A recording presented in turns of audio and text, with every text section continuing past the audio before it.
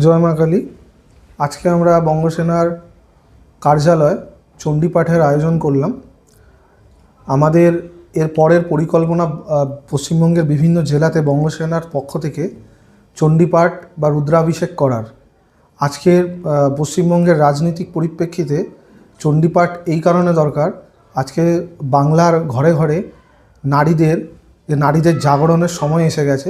রাজনৈতিকভাবেও যে নারীদের ওপরে বিভিন্ন সময় যে অত্যাচার হয়েছে আরজিকর কাণ্ড থেকে বিভিন্ন জায়গায়, তো আমরা বঙ্গসেনার পক্ষ থেকে এটাই চাইছি, নারীরা এগিয়ে আসুক, নারী পুরুষ উভয় মিলে এগিয়ে আসুক এবং